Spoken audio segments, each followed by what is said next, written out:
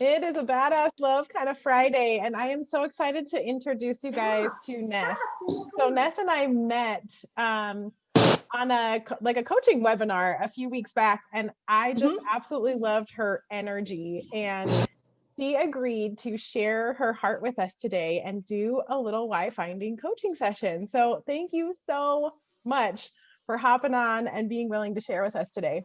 Oh, you're most welcome. I'm so glad Yeah. to be here with you today. I just love you. So, Ditto, ditto. Love at first sight, right? yes. Awesome. I love that. Well, I always love to start these sessions by asking if you could have more of anything in your life, what would that be? Oh man, more love.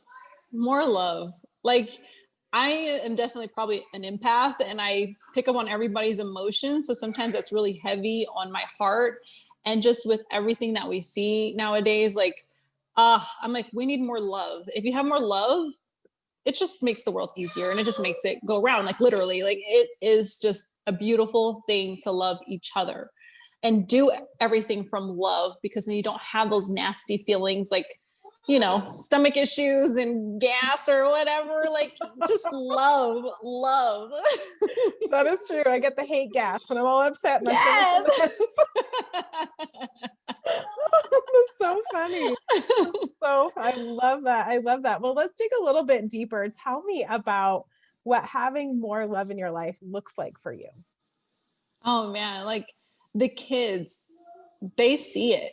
They see when people are angry, they see when people are hateful or don't love you, or just like you because of maybe your skin tone, your hair, your beliefs, whatever it is. And they see that and they talk to me all the time and say, Mom, why are these people doing this and why are these people doing that? And I'm like, well, baby, like, that's why we just have to just love. You just love everybody. You treat everyone with respect. You don't make people earn it. You just treat them the nice, kind way that you would want to be treated. And then you let God and the universe sort all that other mess out, because it just makes no sense. And then you're blocking your own blessings if you do the same thing they're doing. So just love. And that's like my biggest thing, because I don't want them to ever make someone feel a bad way, because people remember those bad feelings and they associate you with those bad feelings. So that's definitely what I see for them, and I would hope for them. I love that. I love that. There's a quote that always sticks in my head. It says, people might not remember what you say, but they will always remember how you make them feel. Oh yes, And yes, that that's like, that's what I'm hearing you say, is that's yep. that, like, it's not just the idea of love, it's the way Mhm. that you treat others and the way that you make them feel. And I'm Right. curious to know, why is it important to you, not only for yourself but for your children, to grow up in an environment where love is present? Well, they're eventually going to have kids someday, and it's very important to not pour out those toxicities to their own children. And if we want to be able to basically save the world, right, and save, like, keep everybody afloat, keep this world afloat, we've already seen what we've been through just this year alone, and everyone having this feeling of just different views, or you could just, you know not help somebody in the store because maybe you think they have COVID, like it's so many, it goes so deep that we just need to love each other. And I want them to be able to spread the love, because they are our future, but also their kids, like their kids need to know, because I've already grown up with my own insecurities, my own things that I've had to heal from now. And now thinking, I'm like, wow, that's why I made the decisions I made, or that's maybe why I've shut out certain people, because I didn't have that sort of love. Like I had love, but I didn't have that sort of love. And I want to teach them that it's going to be okay. You can handle it. You guys can handle it. And if you just lead with love, you guys can conquer anything. You can conquer anything. It doesn't matter. And when you do that, you find more gratitude. You find so much more gratitude. And that is amazing, because you can be thankful for the smallest of things. So I just want them to know, like, they are loved and their kids are loved, and they can always come to mom and dad for whatever it is they need. And I think it's kind of rubbed off on, my family and even Jess's family to even open up certain aspects of their heart, and some of our friends that maybe didn't know, that about the transgender lifestyle, or with LGBT, like having their own mindset, but now they see like, wow, like they're really setting a precedent, and they're really like practicing what they preach, because we have our own things that we have to fix, and it starts with us. So we had to change those things, and this was definitely the year to do it. So I just love love. True. Well, there's something that I heard you say. I heard you say, I want my children to know that kind of love. Tell me a little bit more about what that kind of love is and what it means to you. Well, I think that sometimes as parents, we don't quite see like the things we say that would hurt our children. And for example, I will say, like, it's just an innocent conversation I've had with my friends. And I would say, um, yeah, Jimmy, he was like, he used to be the smallest little runt in the class. And now, he's taller, he's even taller than me. And so, he would hear those things. And that I did not know was an insecurity of his, something so small. So now, like, being able to, firstly, you have to be open when your children tell you something that hurts their feelings. You do have to be open. You can't just think that, oh, well, you're just tripping, or I didn't mean anything by it, like it's fine. Like you can't do that. You really have to listen to what they say. And that was an insecurity of his. And so that really made me take a step back and think like, okay, if that hurts his feelings, like what else? So we've had open conversations with our kids about what hurts their feelings, what they don't like, and being a little bit more kinder in the way that maybe we deliver something. And is that something that maybe society has ingrained in our own head?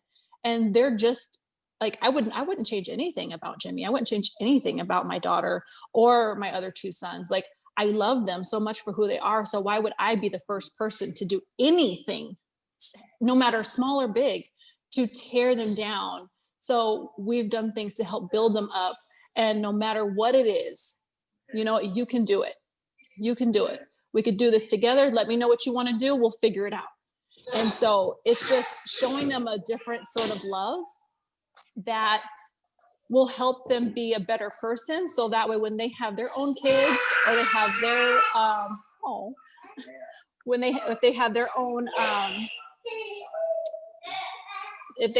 own, their spouses too, like even Jess and I, we've made sure like we show kindness to each other. And were we perfect all the time? No. But at the same token is we've been open enough to like tell each other what hurts our feelings, what are things from our past, and why we, act the way that we do, and to be able to tackle that. So this way we don't pass those same toxicities, like continue it between each other, but pass it on to our children, because my kids, like, gosh, they've been through enough. They've been through enough stuff with the past and how things have happened, and they're innocent in all of that. They never once had to make a decision in any of those things. So those weren't always things that were taught to me. I kind of had to learn them for myself and kind of go along my own road and purpose. So now we're here. I love that. I love that. So what I'm hearing you say is that kind of love is the kind of love that accepts responsibility for your own self, but it's also the kind of love that is open to hearing other perspectives and is curious. Right. Like, mm-hmm. I didn't realize that would hurt your feelings, but I'm open to hearing more. And it's right. The kind of love where we just show each other the kindness and respect that we would show our own selves. Yes, right? Exactly. Yep. Yeah, that's beautiful. And why is it important that you leave that as your legacy? Because I heard you say like my kids and their kids and their kids' kids.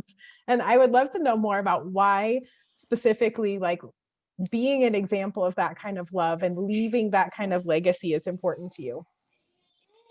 Well, it's more, Sorry, Justin's getting the baby. All good, all good. It's more because like really that's at the end of the day, you could strip away all material things. The love and respect you have for yourself, that's going to be something that lasts forever. And it doesn't matter if you get that nice car out in your driveway. It doesn't matter if you get that nice house that you're living in or you have all that money. It means absolutely nothing if you don't have the love and self-respect. And I noticed that because I used to go on trips in previous relationships. We used to go on trips. We used to, like, money was not a big issue, but I was so unhappy because I didn't love and respect myself enough. So now that I know that, and now that I'm with someone that respects me and loves me for everything that I am and doesn't try to change me, if anything, he tries to make me better in the places that I do need to be better, like truly, deeply. And I look at it and you know, I've had my own like defensiveness about myself, but I'm like, you know what? Does this really make me better? At the end of the day, what he's telling me, is this going to make me a better person? Am I going to feel better about it this way? Am I going to handle it differently next time and feel better about the way that I handled it? And at the same time, at the end of the day, am I still going to love and respect myself for making that change? And the answer, if all those things are yes, I'm like, all right, I go with it. Like, let's go. So I just try to keep that thought process in mind. And then my kids see that. And I've actually seen my daughter where she was her 9th and 10th grade year of high school. She was actually trending in the same way that I was trending. Like she was in a bad relationship. And I wasn't going to tell her like, oh no, don't be with him. Because of course we know you tell your daughter that they're going to do it anyway. So I'm like, all right, I'm not going to tell you don't, but I'm going to share my story with you. So maybe you won't make the same decisions. And as she was seeing like how me and her dad were treating each other and the honesty, like we weren't lying about our story, we were just being very honest. And she would see certain things happening that were parallel to what we were telling her. She absolutely like made a whole 360. Now she loves herself. She's not like looking to please the guy or the friends. She's living for her. She's doing things that are true to her. And she smiles so genuinely now, even with the braces. Like she's just like full cheese. And I love it. I love it so much. So I think that what we're doing, we're on the right path, because now I'm like, oh, so that's all I would always tell her. My only job is to get you out of high school, not pregnant. That's my only job right now. Like, like I need you to graduate, baby. I need you to graduate. So, you know, and then on top of that, she has ADD, so that makes it even more difficult for her. But she has gotten to a place where she just loves herself, and she's still learning. She's still learning every day. But to see at least those basic things come to fruition for her is like, oh, I did it. I did it. We're going to be okay. She's in her junior year. She's thriving. And, you know, like it's just amazing to see her just smile. Like, and it's not like the fake smile. And it's not like the, oh, mom, like, you know, she's still a teenager and she still kind of gets in her own way. But it's not in the sense of like the self-love. Like I see that and it's beautiful. And even our son, like, he's doing so much better. Like he didn't share his feelings before. He would keep them bottled up and he would just kind of like be goofy and laugh about it. And you knew something was like wrong still. And now he'll share his feelings because he knows the worst that anybody could say is, no, I can't change the way I am, but at least you shared how you felt. And you can either continue that friendship, or you can just walk away and, you know what, it's okay, good luck to you, and I'll keep it pushing. So now he's even done that, and that is, it's just a beautiful thing. So I love that. I'm just like, my face hurts from smiling. And I think it's because, you know, I heard you say like there is a point where I just need to be seen for who I am, and I want to see others for who they are, without the judgment, without the expectation. All of that just goes away. And that's the kind of love that you're talking about. And what I'm hearing you say is that when you have more of that in your life, you are leaving a legacy of humans that not only are empowered in who they are and love who they are, but are also sharing that love with other people. And in doing so, they empower other people to shine for who they are. And when we Yes. create a world of people who are authentically who they are, loving the lives they live, that's going to create a whole different reality than the mess that's been going on lately. Am I Oh, right? yes. Yes, That is absolutely 100%. that is so beautiful because you're looking at leaving a legacy. And that's Yeah. what having more love means to you. It means sharing your heart, sharing your vulnerability, and just letting other people know that, like, look, I'm me and I'm perfectly me, and you are you and you are perfectly you. And I think like having that deep of a connection with why I want more love in my life, I think it really helps all of us take a minute when we are not being loving, because the truth Mhm. is we are not all loving 100% of the time. We don't love Yep. ourselves 100%. We don't love everybody else 100%. We have judgments, we have expectations, we have criticisms. Like it's a human condition. It's normal to Right. have both sides, but bringing that balance to like, okay, right now in this moment, I get an opportunity to stop, challenge my headspace, and Uh-huh. choose what kind of legacy I want to leave, right? It's not Yes. about being perfect, but it's about leaving that legacy of love. And that is so freaking beautiful. So thank you Oh, so yeah. much for sharing with us what it is that's on your heart and what you want to leave in this world. And also for giving us a connection with why might I want to be a better human being today? Why might I want to put down the mask and just be who I am and let others love me for me and love them for them? Right, exactly. Thank you for even, inviting me today. Like that, this was really cool. So I just love talking to you, and I love sharing, my experiences with the world and whoever sees this. I just know, please love yourself. Love yourself enough to know like what's good and what to your intuition, trust your intuition, and embrace the bad side. Like it's okay. Like we all have bad moments, especially look, moms, we have bad moments, okay? That's all right. It's all right. My daughter calls that moment mommy monster. Oh yeah. Yeah.